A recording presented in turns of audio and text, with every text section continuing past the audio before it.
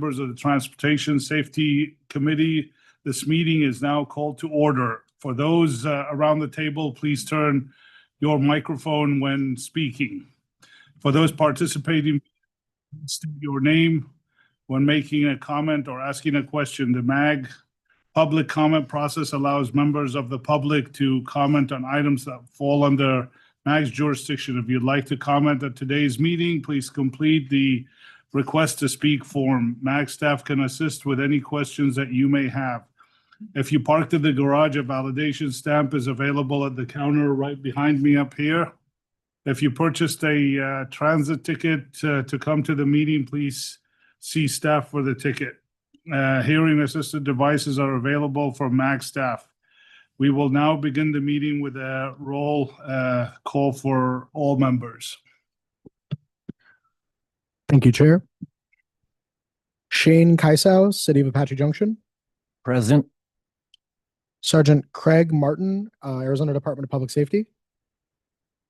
Sergeant Craig Martin, Arizona Department of Public Safety. Mason Muradovich, Arizona Department of Transportation. Present. Raj Thautam, City of Avondale. Raj Thautam, City of Avondale. Craig Sharp, City of Buckeye. Buckeye's present. Raymond Huang, City of Chandler. Good morning, I'm here. Nick Rousseau, City of El Mirage. Good morning, here. Glenn Robinson, Federal Highway Administration. Good morning, I'm here. Andy Smith, Town of Florence. Present. Aaron Pinkerton, Town of Gilbert.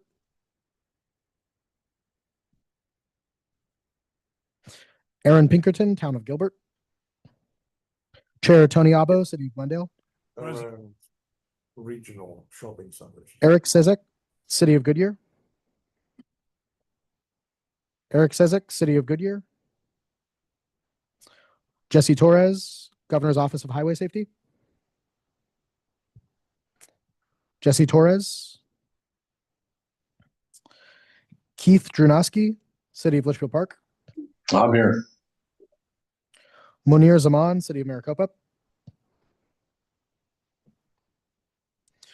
Munir Zaman, City of Maricopa. Elise Moore, Maricopa County Department of Transportation. Present. Stephen Bach, City of Mesa. Present. John Beltran, serving as a proxy for Austin Kennedy, City of Peoria. Present. Carl Langford, City of Phoenix. Carl Langford, City of Phoenix. Tara Harmon, Pinal County Department of Transportation. Tara Harmon, Pinal County Department of Transportation. Kevin Pagsolingen, Town of Queen Creek. Present. Sam Taylor, City of Scottsdale. Present. Stephen Chang, City of Surprise. Present. Michelle Beckley, City of Tempe. Present. Adrian Ruiz, Valley Metro. Here. Thank you, Chair. We have established a quorum. Thank you. We'll move on to item number 2, which is a call to the audience. This is an opportunity for the public to comment on items that fall under MAG's jurisdiction that are not on the agenda, informational items or items on the agenda for discussion and not for action. 15 minutes will be provided for the call to audience unless the chair requests an exemption to this limit. And Maggie, did we receive any comments? We did not receive any public comment. Okay, thank you. MAG also provides the opportunity for members of the public to submit written comments via MAG's website. Any comments received 2 hours before or prior to the meeting have been shared with the committee members in advance of the meeting for consideration and will be included in the formal meeting minutes. Staff, have we received any online comments for the call to audience? We have not received any. All right, then I will go ahead and I will move on to item number 3. MAG staff report. This item is on the agenda for information and will be presented by Ms. Maggie Wong, MAG Interim Safety Policy Manager. Maggie? Thank you, Chair. Good morning, members of the committee. For those of you who I haven't met yet, my name is Maggie Wong. I am the new point of contact for safety at MAG as the Interim Safety Policy Manager. So the safety program has undergone some changes here at MAG in the past few months, so I wanted to provide a quick update on where we're at. So previously, the safety program sat under the planning function within the Transportation Division. More recently, the MAG leadership team has identified safety as a priority for the agency. So we will be shifting to a safety policy program that reports directly to the Chief Transportation Officer. So we're looking to focus on MAG's unique role in the region through funding and policy to really help ensure that safety is prioritized across all projects in the region and also cross-functionally within MAG. I'll be working really closely with our data and applications team to look at our safety data analysis and tools to ensure that our policies and decisions are all data-driven. We have some exciting opportunities ahead with Proposition 479 funding. So as we work on developing this new program, we're keeping an eye on resourcing, funding, focus, and visibility. So on that note, we will be reinitiating some policy discussions early next year with our MAG policy committees, and I will be bringing some more updates at the next safety committee. I'd like to also share some quick updates on membership for this committee. So since our last meeting in May, we have 4 new committee members, though some of the faces are familiar. So first we have Mazen from ADOT, Munir from City of Maricopa, Kevin from Town of Queen Creek, and Kevin from Town of Queen Creek, and then Stephen from City of Surprise. So welcome to our 4 new and old members. Looking forward to working closely with you all. Next, we'd like to take some time to really thank Tony for his service as chair the past 2 years. Tony, we really, really appreciate your service as chair, your help and guidance, and we have a certificate of appreciation for you. So thank you very much.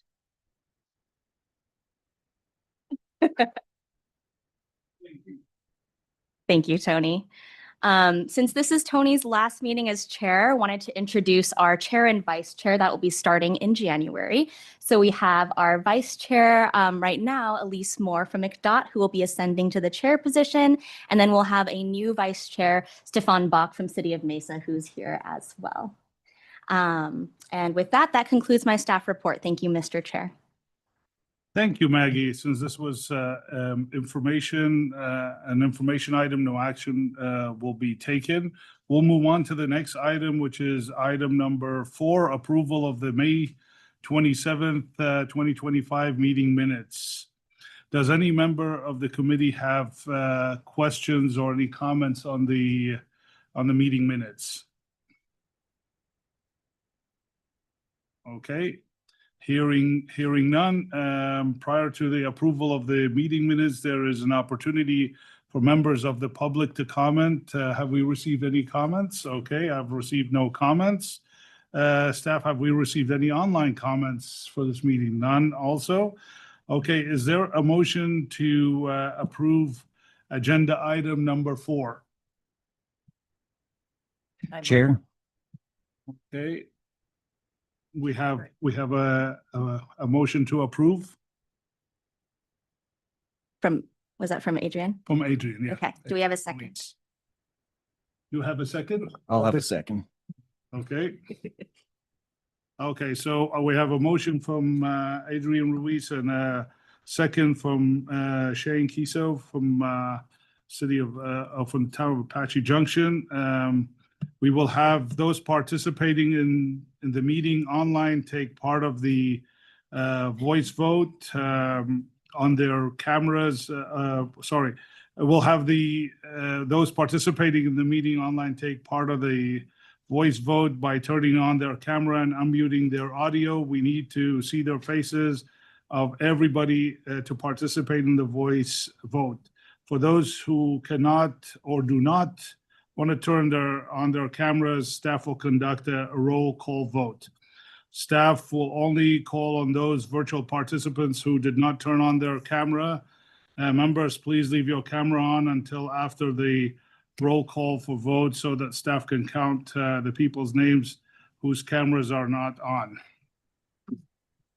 All right, can I have a voice vote for those in the room and those online?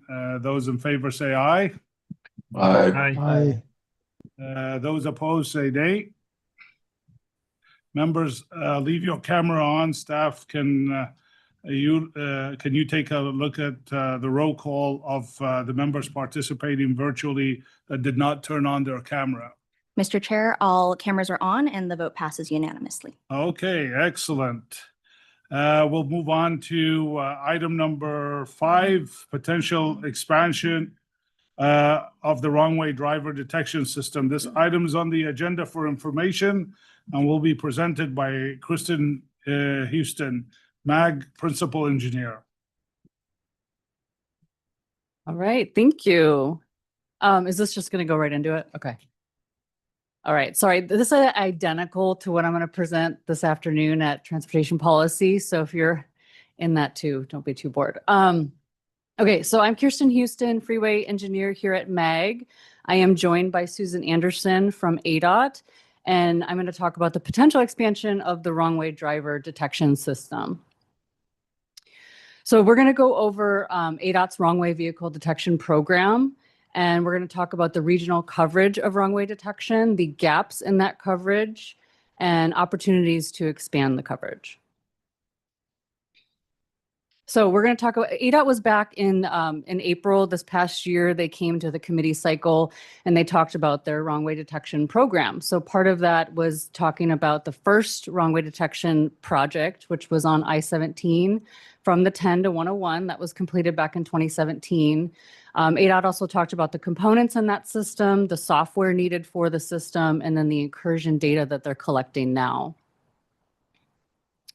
So this is kind of a schematic drawing of what the pilot looked like. There were sensors and video cameras installed in, as you can see on the picture here.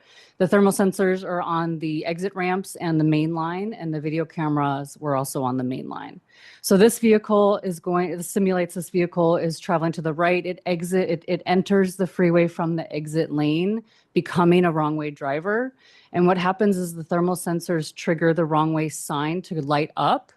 Almost 9 times out of 10, a vehicle will self-correct and not enter onto the main line. But if it does, the cameras feed back to the traffic operations center where a dispatcher can trigger the red lights to go on the ramps, which will deter vehicles from entering, and will also trigger the alert message on the dynamic message sign saying, you know, that there's a wrong-way driver and you should exit the freeway. So that's kind of how the pilot worked. ADOT also talked about the software that they're using. It's called Decision Support Software. It all the cameras communicate together. They come back to the Traffic Operations Center. This is a snip of what that looks like. Some of you probably have been there.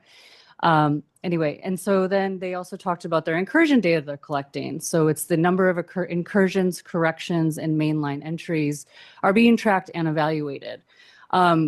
So you can see that that's what this map shows here is where incursions are happening. But the gap here is that it's only as good as the detection, right? These are where we have detection and we've been able to document incursions, but we have areas that don't have the detection. So it's unknown how many incursions are actually happening. So from the pilot and afterwards, ADOT has evaluated where the system should be orientated. So their first primary priority is to put them on interchanges. So the components are placed at exit ramps. And then the second priority is to place on the main line. So this is where components are placed on dynamic message sign structures. So this is a drawing of a typical interchange. You've got 2 thermal sensors, a video camera, 2 LED light up signs, and then you've got your conduit poles and software. This is estimated, each interchange is estimated to cost about $500,000. This is a drawing of the main line. You've got 2 thermal sensors, the conduit and software. That is estimated to be about $150,000 at each mainline location. So this is a map of the region. The green is where we had our where ADOT did their pilot project. So there is wrong way detection there. Since then, they have put wrong way detection in various routes throughout the region. Some of these do not have complete wrong way detection. Some of them are only partial. They only have it at the interchanges or on the main line. But in the future with Prop 479, this is what is shown in the blue, with the next 20 years of freeway funding, we will put wrong way detection on those projects, cover the gaps that are in those segments, potentially upgrade what's already there. So we know what we have out there now. We know what's going to be installed in the future. Where are the gaps? Where are we missing detection? So that's what this map shows here. And so the dark blue are corridors that won't have detection on DMS or the main line. The orange won't have detection on the interchanges. And then the blue and the orange are where there won't be detection in either interchange or main line. So this doesn't capture all the gaps, but we worked with ADOT to come up with a prioritized list. This is based on where wrong way crashes have occurred. So you can see the segments that don't have the detection, what they're going to need on their interchanges, how many interchanges, how many mainline locations, and then the cost in each of those areas. So what we're doing now is we're looking for ways to fill these gaps. We're looking at projects that are already in construction now. There's one on Pima, 101 Pima, finishing construction. We're seeing if we can add some mainline locations. There's also a project that's going to start soon on the 10. We're going to see if we can add the wrong way detection to that project. Coming back in early 2026, I will come back for a funding proposal for the remaining gaps. And then, of course, we're always looking for other federal funding sources to help fund the gaps. One thing I did want to point out, in our RSTIP, we do have an item for ITS. At $30 million a year, there's ITS funding. Wrong way detection could be included in that type of funding. And then taking you back to the map of the gaps, this is just so you can see them. And this is more for Transportation Policy Committee. We're really looking for guidance on and recommendations on how we can fill the remaining gaps. And that's all. Thank you. Any questions or comments? I have one question. Thank you for the presentation. Excellent presentation. And I appreciate everything that's done to address the wrong way driving. One thing that was presented was, and correct me if I'm wrong, once the wrong way vehicle is detected, the signal and the on-ramps turn red, correct? Is that what I heard? Mm-hmm. How has compliance been with that once people see it? Because I've seen people like when traffic is flowing, they don't even stop. They go right through the red when it's, flashing back and forth. So maybe if you can. Tony, you're exactly correct on that. We do have the system that does put the ramp meters at red.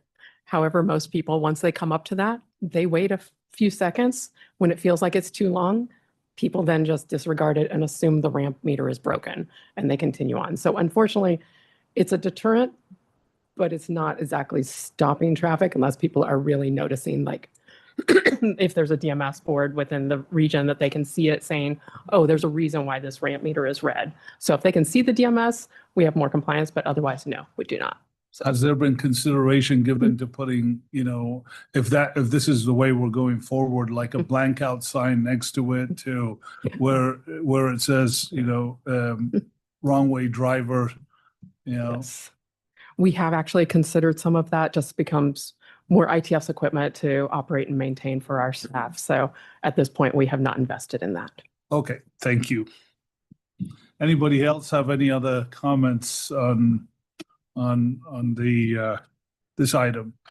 Yeah, I had a question. Thank you for the presentation.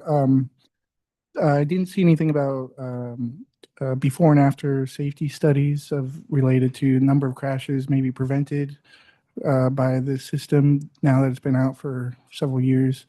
Has there been that type of analysis done? I know we did do some analysis with our pilot program, but you're correct, we haven't released anything recently with the before and after. So I'll probably work with our ADOT safety department to see if we can get that crash data and some analysis prepared for you. Okay, thank you. Any other comments, concerns? Okay, hearing none. This was a information and discussion item, so no action will be taken. The next item is item number 6, Arizona 2026 Safety Performance Projection Targets. This item is on the agenda for information and will be presented by Amirul Rajib of ADOT Safety Programs Manager.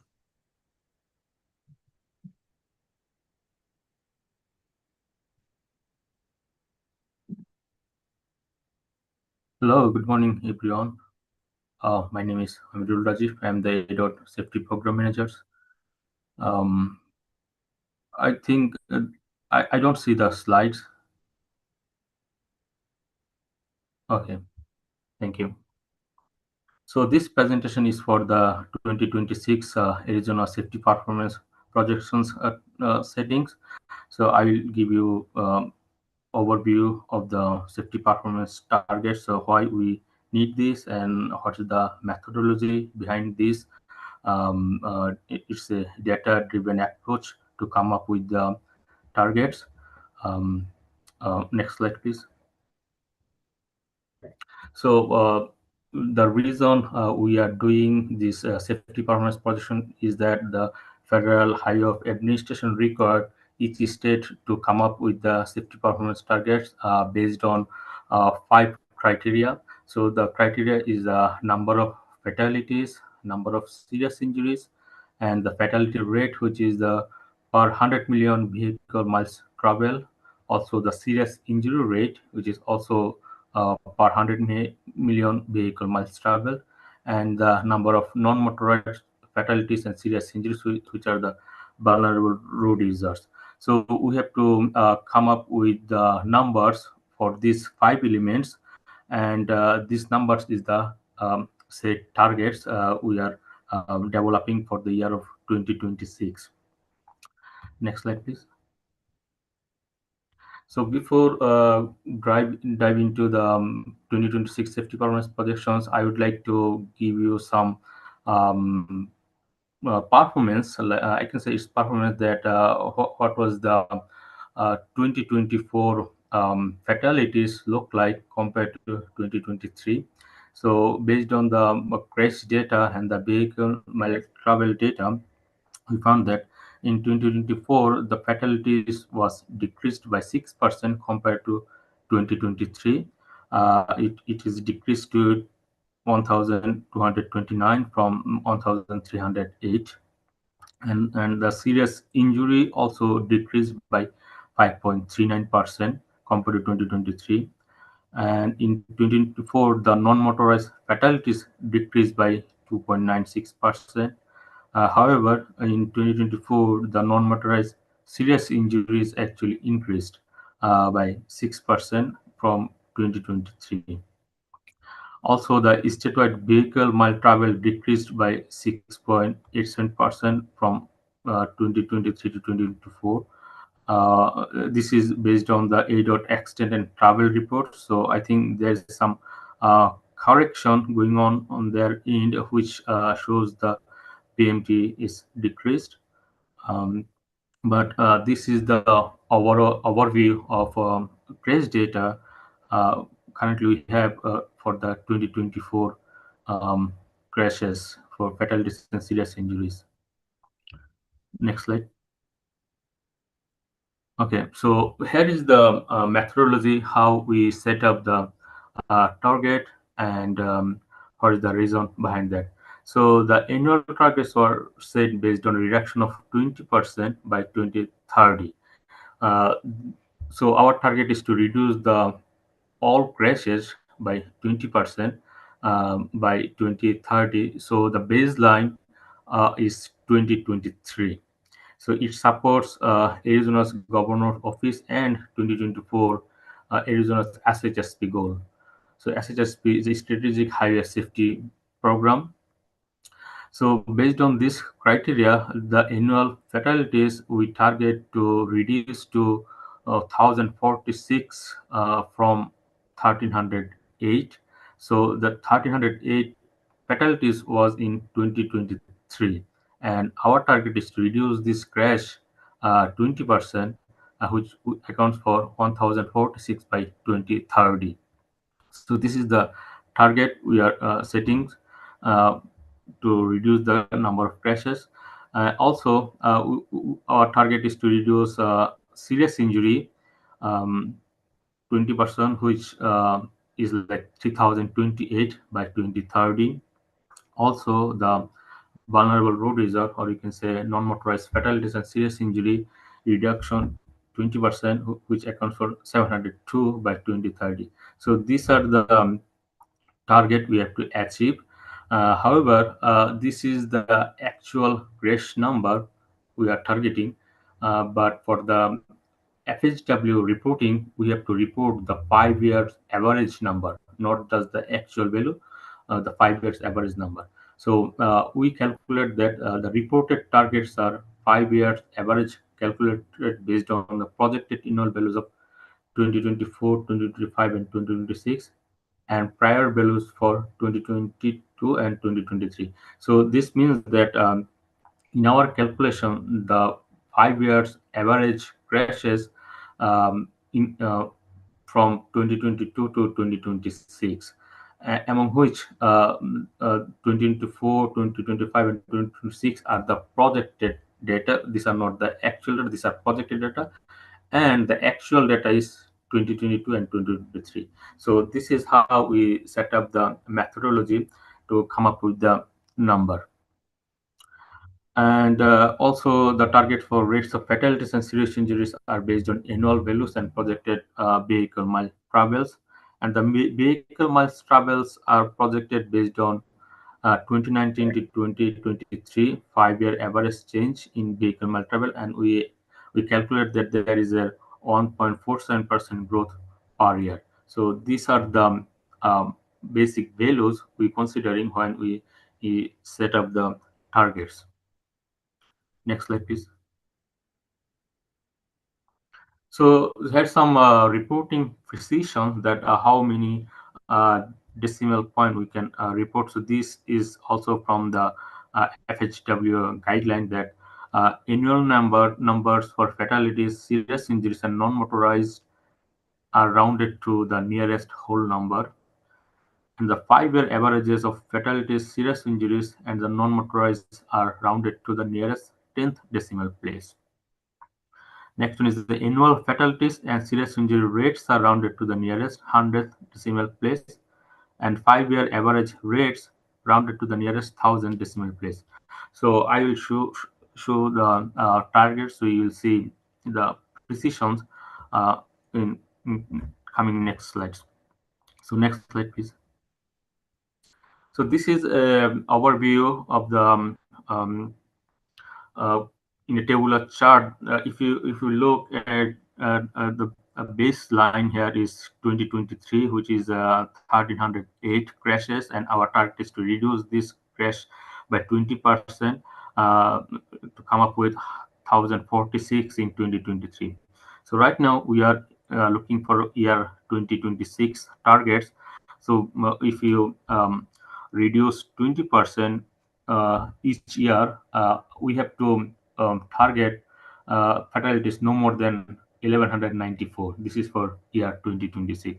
See, if you target no more fatalities 1,194, the 5-year rolling average come up with the same as like 2025, which is 1,264. So our target is to reduce the crashes or limit the fatalities, and we don't expect more than 1,194 crashes. Then the 5-year rolling average crashes, which is the targets here, is 1,264. This is the reporting number we are reporting to FHWA.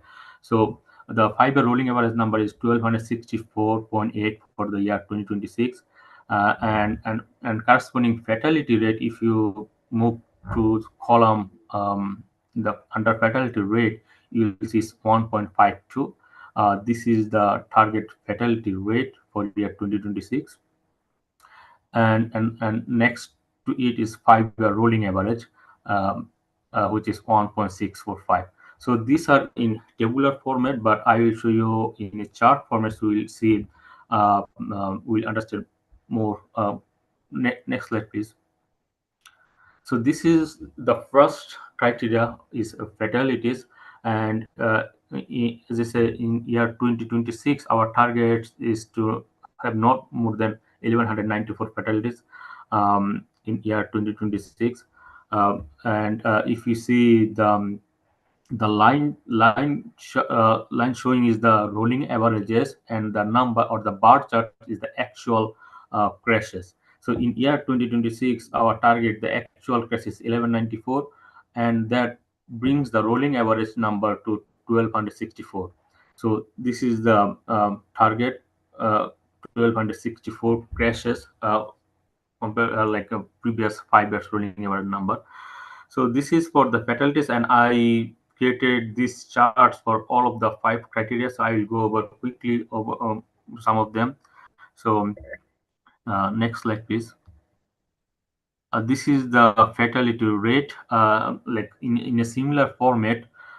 In 2026, the fatality rate is actual rate is 1.52. The rolling average brings it to 1.645. Yes. Fatality per 100,000, sorry, the per HMBMT. So is the vehicle mile travel rate. Next slide, please. So previous two was the fatality and fatality rates. Now this is serious injuries. In 2026, the serious injury target is 3,459. However, the 5-year rolling average, which is the target, is 3,671.4. This is the serious injury target for year 2026. Next slide, please. And similarly, this is the serious injury rate, and the value here is 4.39, and the rolling average is 4.756. And next slide, please. So this is the vulnerable road user, or you can say non-motorized fatalities and serious injuries. In 2026, our target is 803 non-motorized fatalities and serious injuries. So this is the total number of both fatalities and serious injuries, and the average 5-year rolling average is 862.8. So these are the values we calculated with the previous data to come up with the 2026 safety targets. Next slide, please. So just in a glance that what are the numbers? These are the numbers we report to FHCWA that in 2026, the projections, the number of fatalities is 1,264. The rate of fatalities per 100 million vehicle mile travel is 1.645. Number of serious injury, 3,671.4. Rate of serious injuries per 100 million vehicle mile travel is 4.756, and the number of non-motorized fatalities and serious injuries are 862.8. So the far right column is the targets we are setting up for the year 2026, and this is the rolling averages number from year 2022 to 2026. Next slide, please. So here's some description or guideline, like how the MPO safety projection target should set up. So MPOs that choose to set separate projections, they must report the vehicle mile travel estimate used and the methodology to develop the estimate. And they should maximize use of HPMS data when preparing estimates. So ADOT recommends to MPOs to adopt the safety performance target which we created. If they want to adopt our data-driven safety performance, they should email us a formal letter. stating that they are adopting this, or if they want to set up their own, that should also let us know that they are developing their own. And this should be done by end of February, because this would be the 180 days beyond August 31st. So if you see that MPOs established projection 180 days after state. So state established in August 31st, and we provided 180 days to either establish their own or adopt ADOT's numbers. So I reach out to MPOs, email them the formal targets, and some of the MPOs already say that they are adopting ADOT's numbers, and some of the MPOs are bringing this topic to their meetings, safety committee meeting, and some of the MPOs already have adopting in perpetuity, so they don't need to send a formal letter each year. They just send an email confirmation that they are adopting the targets. Next slide, please. So here is some status, like how ADOT or Arizona is performing compared to 2024 projections. So for the 2024 targets, if you see the third column, which says 2020 to 2024 projection. So these are the projection it was calculated for the year 2024. And if you see the next column, which says preliminary performance, so we can compare what is the actual values or the actual performance compared to the projected performance. So for the year 2024, the projection was the number of fatalities 1286, and in 2024 we see the fatalities is decreased and it is 1229. That means it's performing well. It met the target, or actually it's below the target. So it's a green sign that the fatalities is the actual fatalities is less than the projected fatalities. And the rate of fatalities per 100 vehicle mile travel is also less. The actual performance is less than the projected performance, so it's a green sign. And the number of serious injuries actually higher than the projected value. So projected value was 3,636, but the actual was 3,675. So almost like 40 more. So that's why it's not meeting the target. It's a red sign here. The serious injury rates also very close. Is the projected was 5.001 and the actual performance was 5.056. So even though it's very low in number, but it still is not meeting. So we say it is a red number. However, the last one, the vulnerable road user, the target was 883, and actual crashes we see is 849. So it's also a green signal. It meeting the target. So FSW guideline says we have to meet 4 out of the 5 elements. However, we made 3 elements clearly, and 1 element, which is the rate of serious injuries per 100 million vehicle mile travel, is close enough, but still is not meeting. So in the last one, it says made or significant progress. I put positively yes. In my suggestion or my mind, it looks like we are meeting the targets or made significant progress toward the target. But however, this will be coming to the next year in 2026.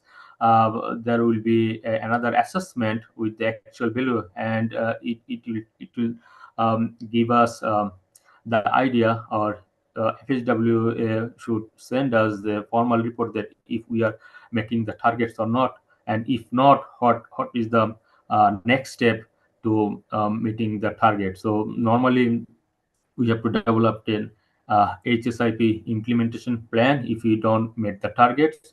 But I'm hopeful that we will meet the target, because this rate is dependent on the vehicle mile travels, and the vehicle mile travels data was not very accurate data, so probably the rates will change, and we may see the rate serious injury rates is also green.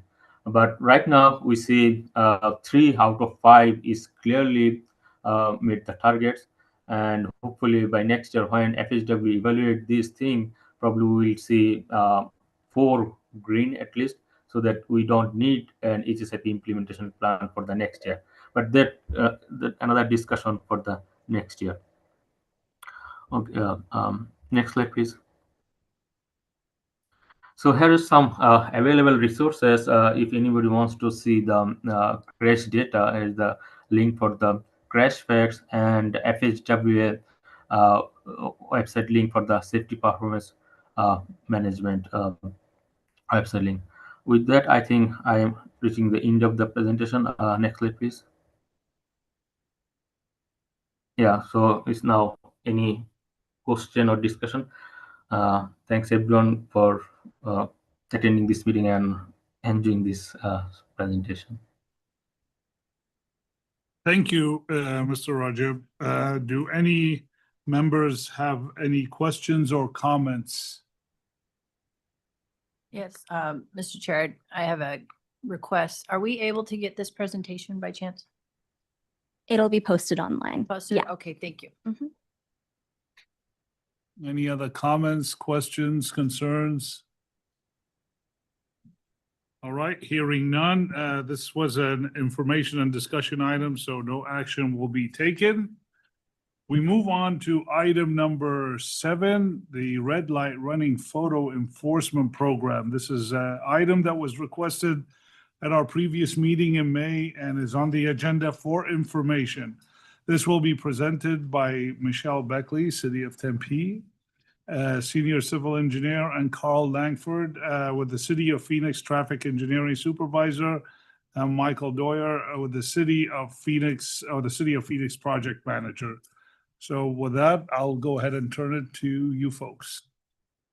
Great. Thank you, Mr. Chair, members of the MAG Safety Committee. I'm Michelle Beckley. I'll be starting first to present on Tempe's photo enforcement program. So as we get into our current program, providing some history, our previous program was active from 2007 to 2011. It started as a group of 3 fixed segment locations, and as the program expanded, it moved to add 14 fixed intersection locations. So the intersections were capturing red light running as well as speed violations, segments just the speed. We also had 2 mobile speed vans. And as the contract was reaching expiration, council at the time voted not to extend. So as years passed, the city of Tempe has adopted Vision Zero and continued efforts to improve traffic safety. It was voted to bring back the photo enforcement program. So after a few years of planning and design, it was implemented earlier this spring with the goal of improving safety, improving driver behavior and compliance. The current system has 14 intersections with fixed cameras, as well as 4 mobile units.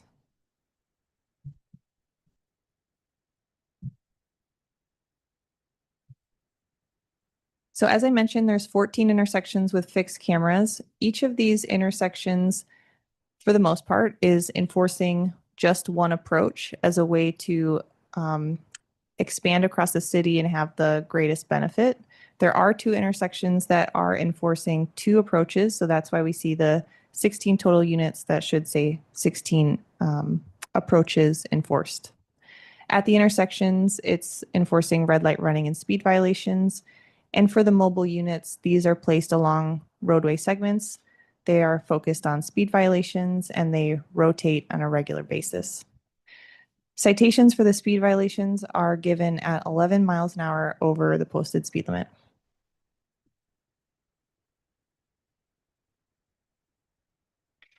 So the photo enforcement system is installed in conjunction with the required signage per State Statute 281204.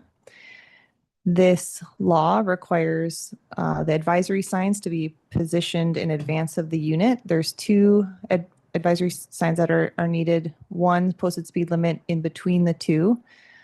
The state law it says that the first sign should be posted approximately 300 feet in advance of the unit, but does not give definitive spacing that the other signs need to be posted. So here, just following METCD best practices, ensuring sufficient distance, making sure that they're not closer than 100 feet. The units themselves were installed by the vendor as part of the contract, and just a note that the signs in advance were installed by transportation maintenance staff, internal staff. So in the development, deciding which locations would be selected. At the time that the analysis was done, we looked at the past 5 years of crash data. So at the time it was 2018 to 2022. We started with arterial intersections, and that was further narrowed down by any of those that experience more 3 or more fatal or serious injury crashes over that time. With that group, it moved on next to exploring crash rate. So here we're back to all severity of crashes and the total entering volume. Several adjustments were made for recently completed projects that we knew were coming that could have a safety benefit at the intersection, as well as some adjustment based on police input. So in the prioritized list, if they're seeing they're seeing a lot of near misses, or they're seeing a lot of driver behavior issues that could benefit that increase in the ranking. In terms of determining what approach we would be enforcing, we looked at observed speed, so the 85th percentile speed, as well as what that crash history looked like, particularly for those serious and fatals, what arrangement of directions, what types of directions we're seeing.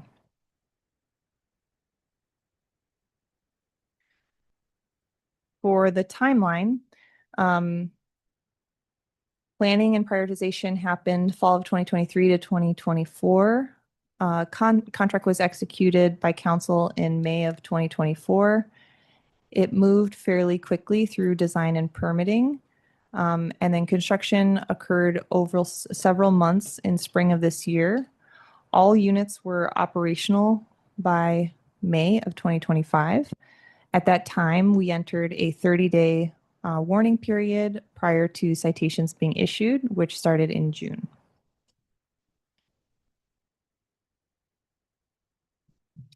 So,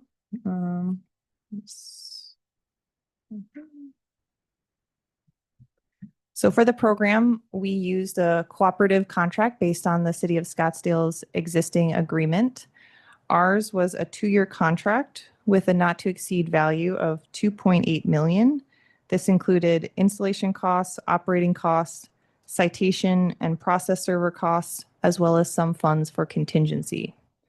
There were a total of 9 new full-time staff hired to support the program, 2 in courts and 7 in PD. This is 1 program supervisor, as well as 6 community responders. The current citation fee is $252 for either violation type. And if they both occur in the violation, it would be 2 times this cost. The program is managed by City of Tempe PD with support from traffic engineering as well as courts. And citation fees go towards the city's general fund.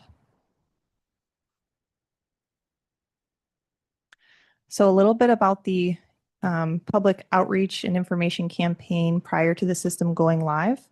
The city really focused on gearing this towards an education campaign of the safety benefits, the Vision Zero initiative, and just the goal of reducing fatal and serious injury crashes. Outreach was done through email, Instagram, TikTok, Facebook, X, and LinkedIn. There were a series of 4 main touch points. So first, after the contract was executed, things were finalized. There was an announcement with a link to the press release. As we moved a little closer, noting when the warning period would be and the locations that the cameras would be positioned. We were receiving a lot of questions at the time, so there's a great interview with the program supervisor talking about a lot of common questions, which I think was helpful to share more information, give some comfort of what to expect. And then as the system was going live, citations were being issued, there was another social media post then.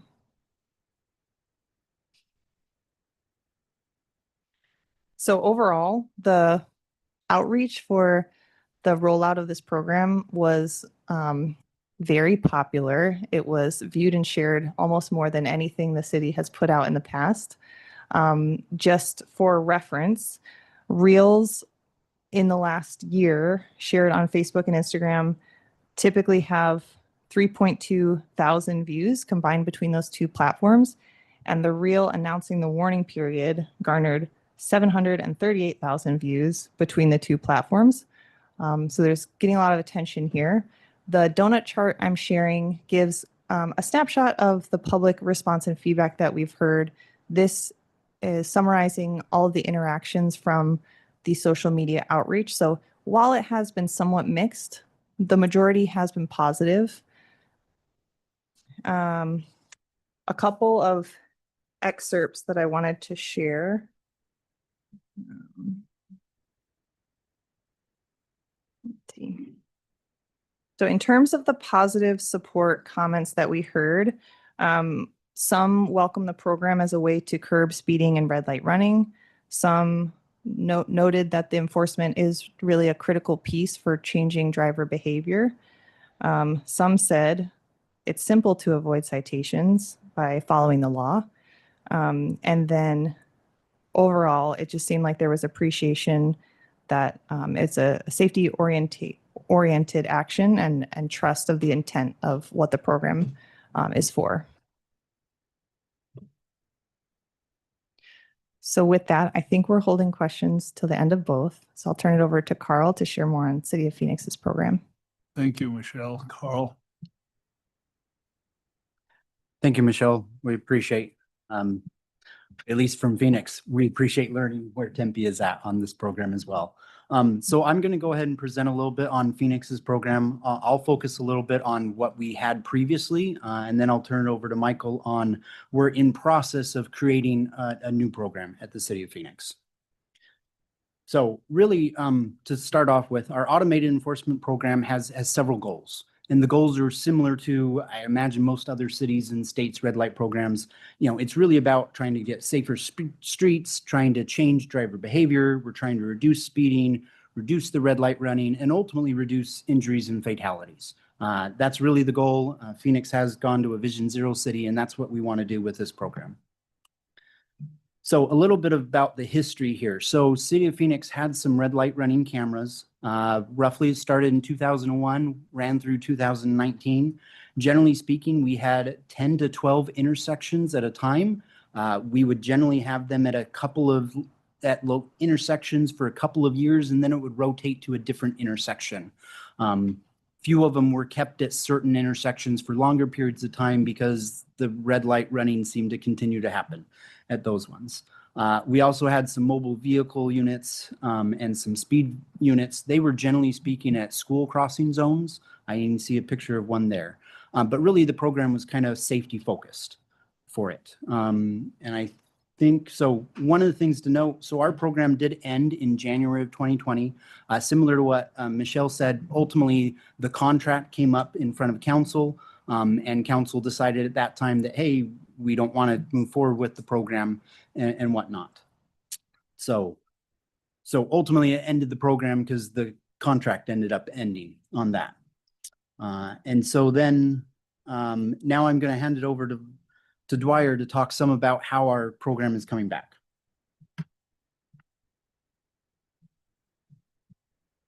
Good morning, everyone.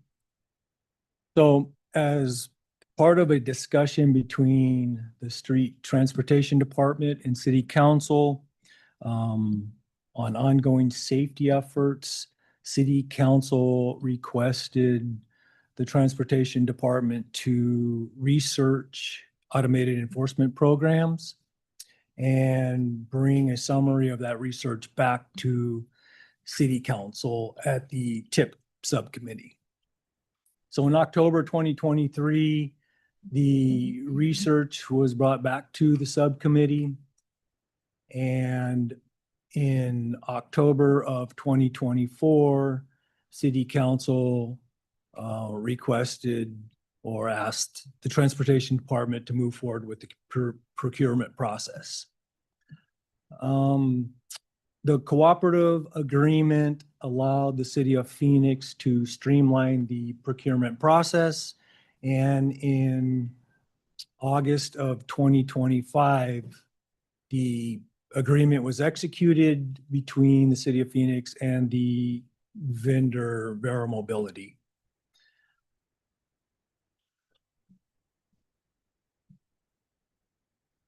One thing to note is the City of Phoenix is a little bit different, as in the Transportation Department will be managing the program rather than Phoenix Police.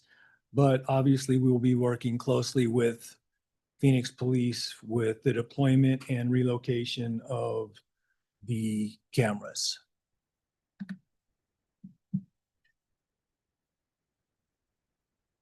Oh, I guess I should have done that, right? So our contract actually is a one-year contract with 4 one-year options to extend. The equipment that we discussed was the portable speed towers, the mobile speed vehicles, both of which are placed adjacent to the street in the right of way. We spoke about the red light running, the speed on green, which is a enhancement to the red light running cameras, and fixed mid-block speed cameras as well.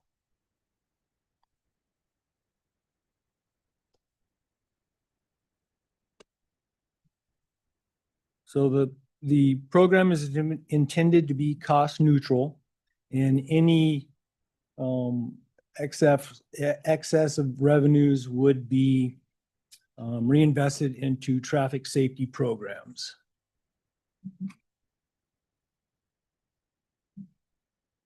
I need all these. So the City of Phoenix when we began this, we were looking at implementing 8 mobile vehicles and 8 portable units. Since then, we're actually leaning towards the 6 portable towers.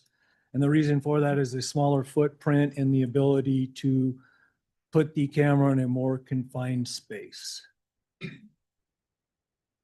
The 8 portable towers would be placed along arterial streets, and the locations were selected based off crash data where excessive speed was a result, and also speed known corridors by the City of Phoenix Police Department. The remaining 8 portable towers will be placed in school zones throughout the City of Phoenix, and these cameras will be rotated weekly to bi-weekly, and then when they're not being used in school zones, they would be used for things as special events, construction zones, things of that nature.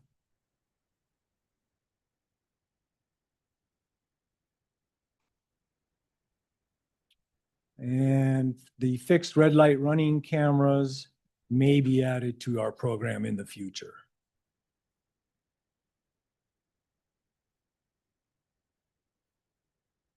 So our targeted start date for the program was the week of January 5th in 2026. Since then, we may be delayed in that, and we could be looking at early February at this point. But once the program starts, we will be having a 30-day warning period. That's where a warning is issued in lieu of the citation.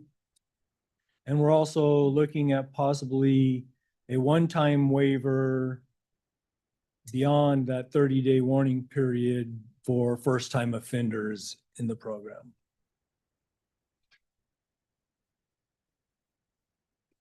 So there will be a public information campaign to notify the public. The campaign will focus on educating the public on roadway safety in an effort to change their behavior. There will be information on when the program will start, the information on the 30-day warning period. There will be maps of where the cameras would be located, and that information will be put on the city website through press releases, media coverage, social media posts, and public service announcements. A semi-annual report will be developed to review the program's performance and effectiveness. And also that report would be used, or once council is looking at that, could be used for the addition of portable towers, mobile vehicles, or even the implementation of the red light, the fixed red light cameras. That concludes the City of Phoenix presentation. Thank you for your time and attention. Thank you, Dwyer. Thank you, Carl. Excellent presentations. I think Phoenix's approach, not to say that I don't like Tempe's, but I think for the conferences that I had been at when this first was rolled out years ago, I think the biggest complaint was when the police department was overseeing a program, that people viewed that as a way that speed or law enforcement's trying to get money. But when the program is put, with the revenues going to traffic safety, I think that speaks volumes. The only question I had for your mobile units that you guys are going to be putting out there, and I noticed some of the ones that you were looking at on A-poles, even the height of it, was that ever a concern with vandalism or anything like that? So in speaking with the vendor, I did ask that question. And for the most part, there is no vandalism to them, although there has been a few here and there, but they, if vandalism does occur, then they would replace the camera if needed or repair it. Excellent. Any other comments from any other committee members? No, Mazen, you've been very quiet today, so. Thank you guys for your presentation. Appreciate it. Whatever it takes to improve safety. Just general questions for both agencies. Are you anticipating any follow-up after studies on the implementation to kind of, find out what the effect of this and whether it's really reducing any of these issues? I can start. I think we're very interested to look at that data. I think we're probably just getting now, it's been about 5 months. We'd probably start looking at 2026 as the first representative data. So we need to wait a little while till we have a big enough sample size, but I would say, yes, we're very interested to do before and after. So for our cameras that are going to be placed along the arterial streets, those are actually going to be in place at that location for up to 6 months. So we can have that data to review, but obviously that is much further down the line, but we would definitely be reviewing that. Absolutely. You have anything to add? Maybe just one thing to add to that. One of the items when council directed us to move forward with this was they wanted continuous review and updates. So at the moment, they're asking for us to come back every 6 months to kind of report, hey, what is this doing? So we're going to be looking a lot at, hey, how is this working? What's happening? What's with the citations? And we'll really be looking at, okay, are we seeing change in collision data out there? Is one of the things we're wanting to focus on, because again, it's really about the fatal and serious and trying to change driver behavior more than anything else. This So with Sam and Stephen, you'll follow. Do both of, great, thanks. Do both of your programs include criteria about where you can and can't locate the photo enforcement devices? I know in the city of Scottsdale, I think one of the things that we've been successful with is having some criteria and limitations really to where they can be placed so that we're not creating what could be perceived as like a speed trap or something where, you know, the speed limit had just changed and then there's a camera right after that. So that might be something to look at if you guys haven't done that. I think that's a great comment. We have received some feedback for some of the mobile deployments, I would say more than the fixed. People will raise questions. I think our intent is never to present a surprise. And I think the signage helps, but just making sure there isn't anything further that's obscuring like bushes or anything else. And I think the speed change is another great point. And so just things to continue to look at. So thank you. And thank you, Sam, for sharing that. For the rest of us that haven't gone down that road, I think that is a great point that we should take into consideration when we're developing that program. So thank you. Stephen. Thank you, Mr. Chair, members of the Safety Committee. I would like to make a comment. The City of Mesa had initiated a safety program in 2006 and has around 30 fixed photo enforcement locations consisting of red lights and speed enforcement. We have also 12 school zone speed cameras and 18 locations are utilizing red light cameras. So far, we noticed a reduction in speeds of about 5 miles an hour on average, all the way up to 10 to 11 miles an hour in photo enforcement locations. And similar to what we heard today, we're using the funds to invest $1.25 million into our photo safety program, which we're using to fund mid-block crossings, traffic calming projects, school zone flashes, and left turn arrows on signalized intersections. Thank you. Thank you. Mr. Wang. Thank you, Chair. Just a quick questions on the presentations. Tempe mentioned you guys hired 9 ETF for the program. What are the functions of this employee? So from my understanding, from PD side, it's the process involved to review the citations, make sure everything's valid, and move it through to courts. And then courts takes over to process the civil citation piece, mail it out, and complete that process. So all 9 of them are for processing all these citations. Is there anything from the operation side that need to have ETF? I would probably need to follow up with you. I'm not sure. It could be a little bit more towards operations as well. Sure. Thank you. Thank you, Mr. Huang. Any other comments? Chair, too. Just had a quick- do you guys integrate these into your neighborhood traffic management programs or on local sort of collector roads as well?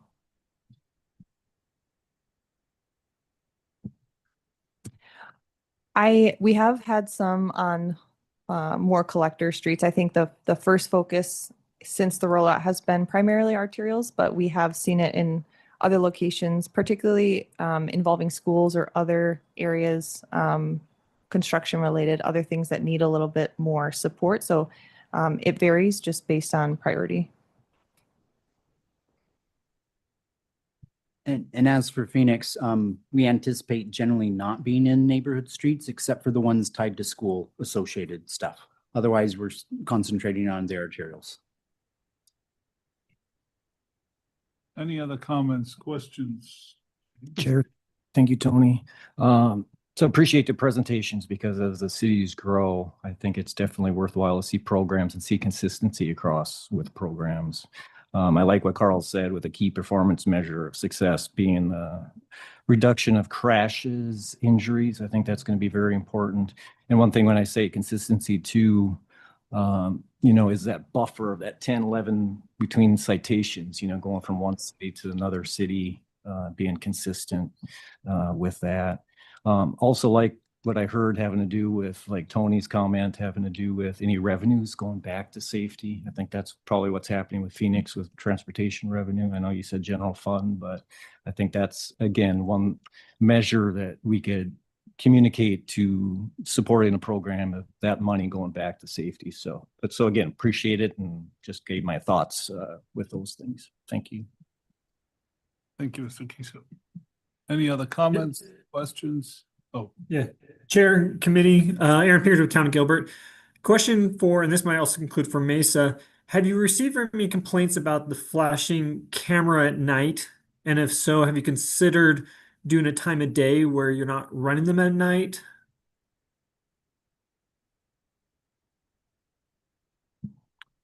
Aaron, thank you for the question. I think from City of Tempe, I would probably need to follow up with you on more information from PD on that, but I can follow up. Thank you.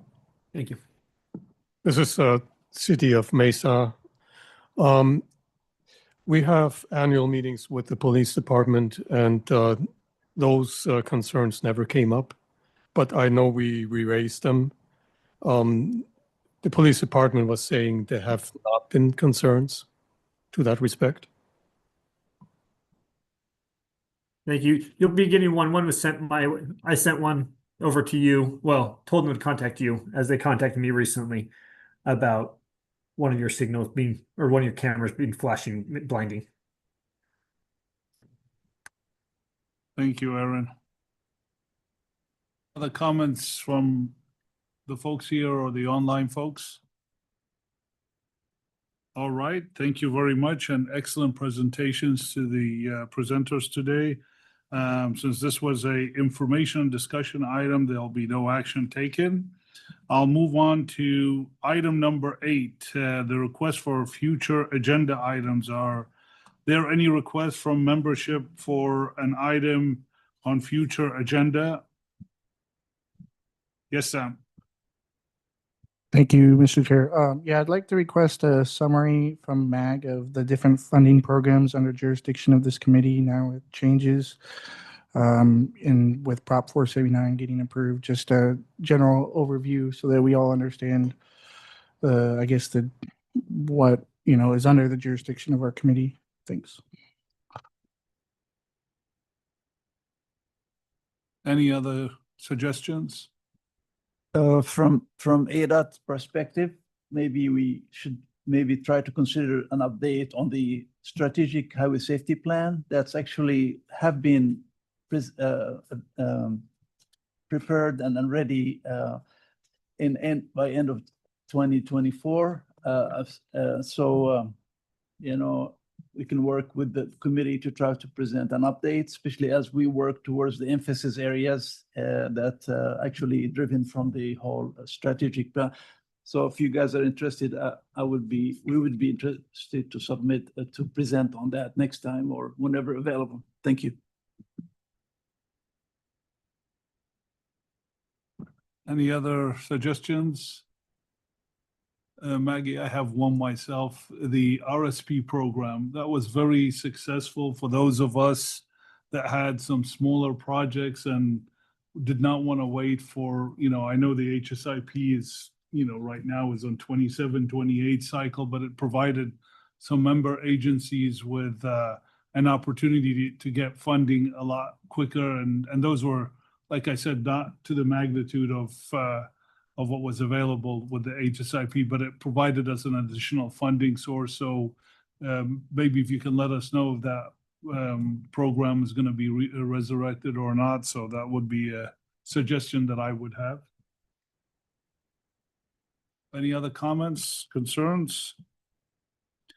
Okay, hearing none, this was, like I said, just for information. So the next item is item number 9, comments from the committee. Are there any comments or announcement from membership? And I don't know, in the past, we used to call agency by agency. Do you want to do that? And they can go ahead and provide comments?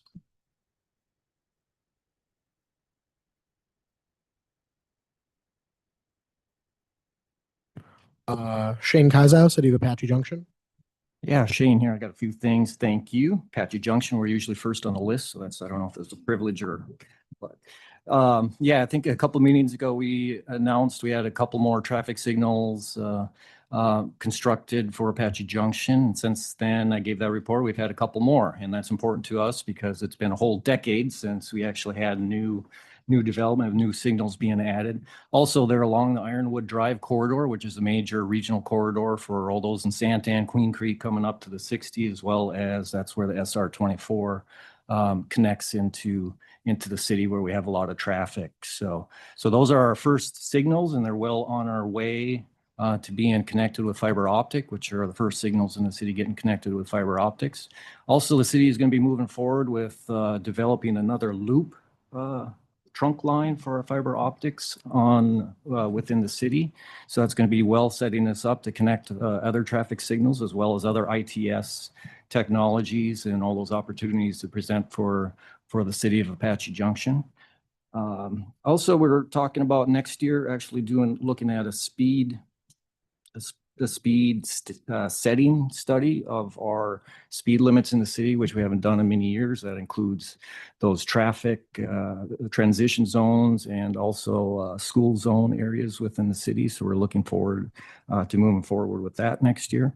Also, I'm very happy to report we've actually hired our first traffic engineer, and Muhammad Musa is with us today, sitting in the public there. So we are thrilled about that with that first position for Apache Junction.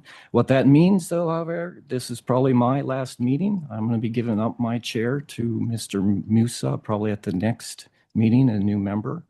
I have been with this committee for, I think, close to 20 years, so I'm probably the most senior tenured. I think everybody here, maybe Carl's close to me here, but or Masan too. But it's been, again, a privilege. I think this committee with all the MEG technical committees is the most important committee. So it's been an honor to be part of that because you guys do so much for the city. I have learned so much from everybody that has participated in this that I've taken back to my city. I am not going anywhere. I just look to participate more in MEG and some of the other committees. But it's, again, I'll miss a lot of you, but yet see a lot of you around. So appreciate it. Thank you. Thank you. Continuing, Sergeant Craig Martin, Arizona Department of Public Safety. Mason Moradovich, Arizona Department of Transportation. Sorry, thank you.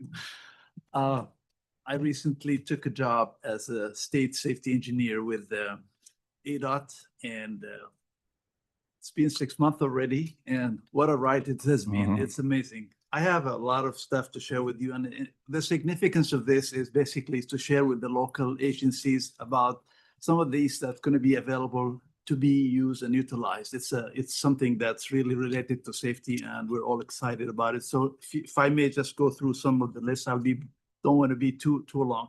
So we have the 2024 crash data annual report is out there. It's available. There is a link to it, and we can share that with you guys. The network screening process has been also developed, and it's also available to be viewed. We have a lot of dashboards available based on the ACES network software that's actually being used and updated. We are going through few exciting projects and research project related to Arizona specific safety performance function. These are things that's going to be available to Arizona, and it's really necessary that we include these because they come in handy when you're doing a lot of analysis and predictive methodology and what have you. So that's exciting. We're working on these. We're also working on specific crash modification factors, and these are really essential to the state of Arizona as it comes the need to use them through like HSIP funding applications and benefit to cost ratio. It is available to us to use these as necessary from regional information or outside the state. But if you have something specific to Arizona, that would be the perfect scenario because it'll give you a little bit better view of what the situation condition here. So this is something we're working on, and we'll keep you guys posted as we get that ready and running. Another big thing is happening is we're actually modifying the crash data reporting system. This is really things that's, again, very exciting and much needed because of the way and the items and the information been adding to it. We're working through our MVD folks, counterparts to try. These are the folks that have been in the enforcement phase for a while, and then they moved into the ADOT side and MVD. So they bring in the best of information. So we're really changing the face and the format and the content, which is going to be very helpful. I myself remember when I used to use those reports and I was struggling to find out some information that would have been beneficial for us to evaluate and give some kind of a idea what the causes are. And just moving on with we're using a new implementation software that's going to be replacing the old Ash2Ware safety analyst software, which is something used for analysis. And this is something totally new.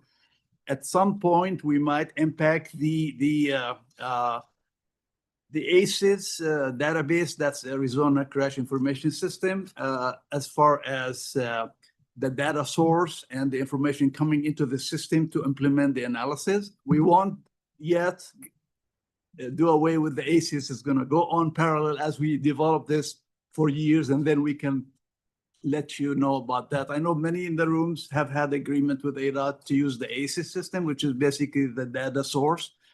So this is very excited, as far as the new technology that we're using to implement the safety. My other part of this, the section that I have under me is the safety planning and programming. Of course, we have some really exciting, implementation that we're dealing with. A lot of the money that's used for these programs are actually taken from HSIP funding. So of course, beside the fact that we are actually having the locals present and submit their HSIP applications, to be approved and then granted for submittal. We are also we are going to be using something called the AICE, which is Arizona Intersection Control Evaluation Tool. This is really something very, very interesting to have. This is something that will be available to the locals and the agencies to use in the design phase and the scoping phase. It's very exciting type of implementation process. And then finally, you might already know this, we have this really great program that's called Safety Circuit Rider program, which is basically federally funded HSIP, and it allows the locals to utilize the services for free for this on-call person that's with ADOT. That's gonna help the locals, with all respect, to try to implement application funding applications, even analysis. We work a lot with the tribal partners to help them, facilitate the request and all that stuff. So this is available out there. It's there. It's free. You guys just give it a shot and reach out to me in order for us to have you take that opportunity. So this is just some of the few things we've been doing. Thank you. Thank you, Mazun. This is the few. Thank you. Next, we have Craig Sharp, City of Buckeye. We have no updates. Thank you. Thank you. Raymond Huang, City of Chandler. No update from China. Thank you. Nick Rousseau, City of El Mirage. Thank you. No updates from El Mirage.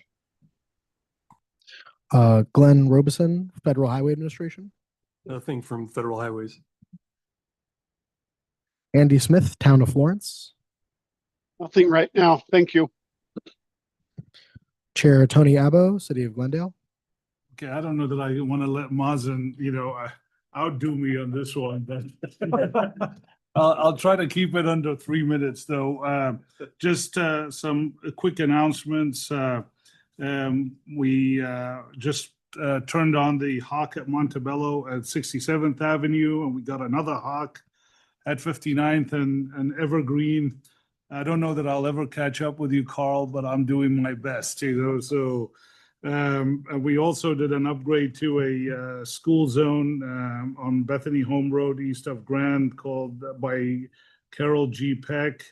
And basically on our arterial, or the school zone, the arterials, basically what we're doing is adding flashing beacons as well as speed feedback signs. So that's as far as projects. And I want to, take a moment to thank Maggie and the MAG current and past staff for the opportunity to serve as vice chair for 2 years in 22 and 23 and as chair for the past 2 years. I also want to thank all the members of the safety committee for your dedication to improve safety in our region. So thank you to all of you. So I managed to keep it under. Thank you, Chair. Keith Dranowski, City of Litchfield Park. No update from us. Thank you. Munir Zaman, City of Maricopa. No update from City of Maricopa. Elise Moore, Maricopa County Department of Transportation. We're working on a lot of projects. We currently have a connected vehicle grant we're trying to get out there. Just on a personal note, I really want to thank Tony for welcoming me on the committee, and I'm happy to be here as the vice chair and next year be the chair. Looking forward to working with you, Stefan. So thank you. Thank you, Vice Chair. Stephen Bach, City of Mesa. I'm excited to present 2 new safety projects, photo safety projects. One is the Extension Road project. It's a 2.5 mile separated bike lane project.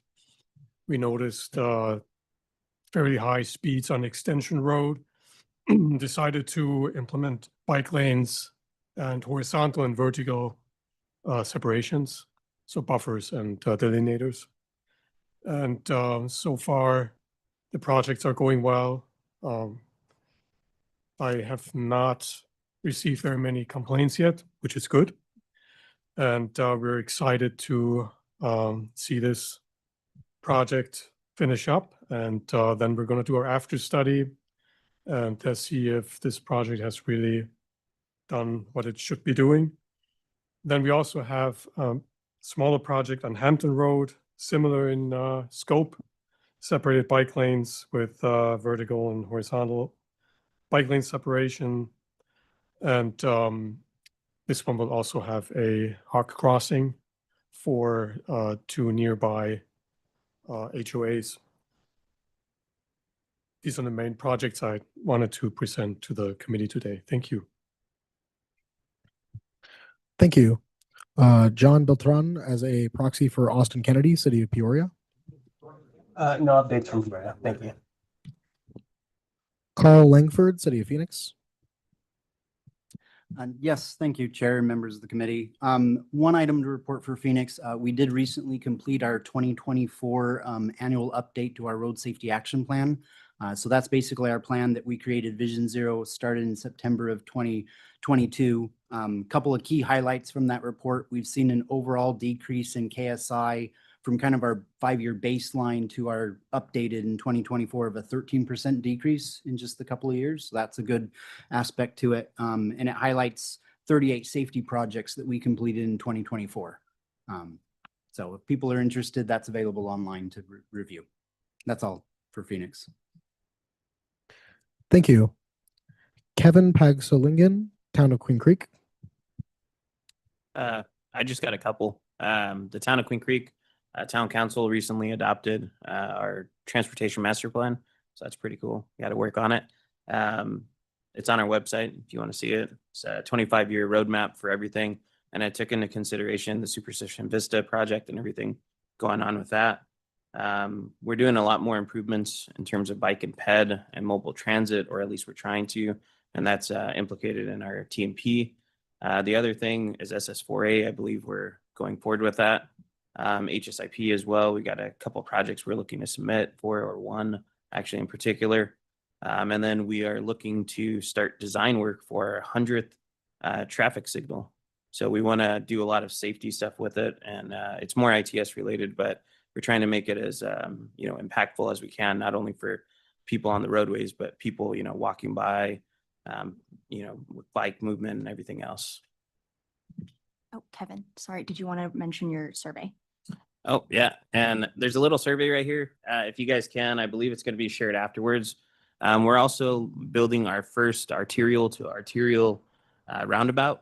So we just wanted to see what everybody else in the valley or MAG was doing, just so we're in line with it, everybody else's design standards, and end up going through a different municipality or area, region, and it looks completely different. Thank you. Quick note, if you need this link or QR code later, either email me or Kevin, and then the slides are going to be posted with all of the presentations, including this, on our website in the next day or so. Thank you. Sam Taylor, City of Scottsdale. Thank you. Just a couple updates. We are just about finishing up our 2024 traffic volume and collision report for the city of Scottsdale. And then we are working through also our strategic transportation safety plan through the Safe Streets for All program. So 2 plans that hopefully will be done pretty soon. Thanks. Thank you. Stephen Chang, City of Surprise. Yes, I do have 2 items to report. The first one is the city has recently installed 2 hawk signals, one on Parkview Place near our Vista Center for the Arts and Valley Vista High School. And then the other location is on Bullard in front of the stadium, and across the street is our library. The second thing I want to report is the City of Surprise is currently conducting our transportation master plan. We are wrapping up review of our Tech Memo 1, which is our existing conditions and future forecasted conditions report. We have sent that report to some of our regional partners.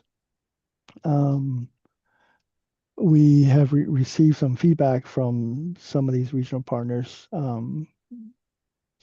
Some of these cities, we've received some of them, so we appreciate your feedback. We're still waiting to hear back from a few agencies. So if you are one of our neighboring jurisdictions, and if you are still reviewing our Tech Memo number 1, I would appreciate it if you could send me your comments and your feedback within the next few days. That's all I have. Thank you. Thank you. Michelle Beckley, City of Tempe. From the city of Tempe, we're currently exploring speed limit changes for 7 roadway segments throughout the city.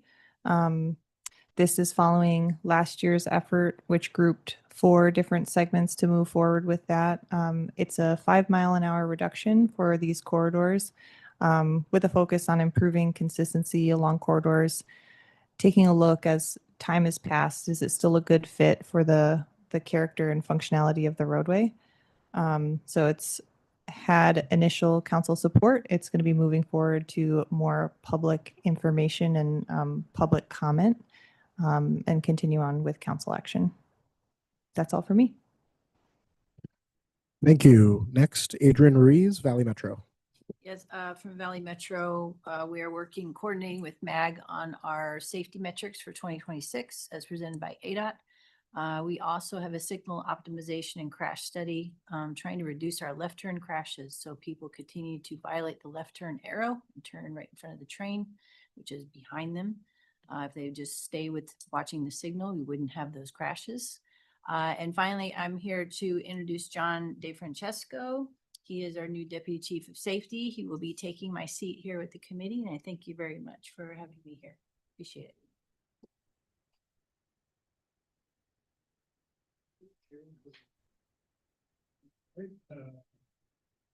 Thank you, to everybody. I will, it's right now 11:34 on my watch, and I will bring this meeting to an end. I appreciate everybody's attendance. The next meeting of the Transportation Safety Committee will be on Tuesday, January 27th, 2026 at 10 a.m. With no further business, today's meeting is adjourned.